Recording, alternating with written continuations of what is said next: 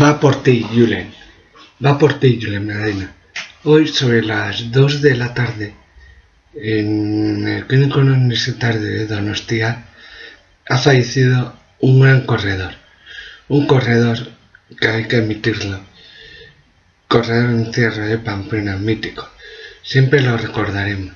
Sobre todo en el 2006, cuando tuvo una jornada tremenda, llegando al callejón, que casi le deja sin vida.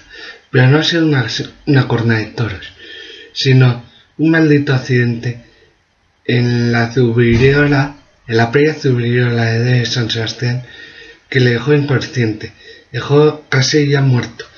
Desde el jueves llevaba luchando por su vida, llevaba luchando por la vida. Vamos a ver cómo era Julen Medina en persona.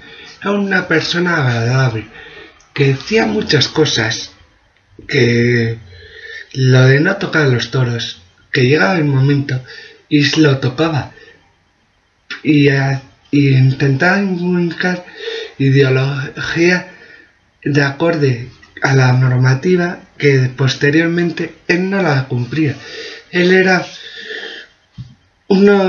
de Rentería, tenía 61 años, pero bueno, Julen Medina, pese a todo, te ha llamado, aunque no seas de Castellón ni de Peñíscola, te ha llamado nuestra querida Madre Deula Ermitana, que en apenas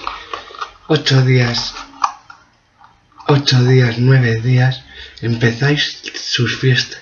Quizá yo no pueda ir, quizá vaya, pero no sé si lo que haré al final. Si eso, que la Santa María la Ermitana proteja, que lo lleve ante el Señor, porque se ha ido Julen Medina, una bella persona, una persona inolvidable. Por eso he empezado hoy la cita con un minuto de silencio. Saludo de vuestro amigo Miguel García Zabalza. Venga, peñiscolanos, disfrutad de las fiestas y enviarme fotos. Un saludo de vuestro amigo Miguel. Y a ver qué tal, a ver si me enviáis fotos de las vacas a partir del día 10. Saludo Laura Gago, que veas que siempre soy fiel. Hasta la próxima.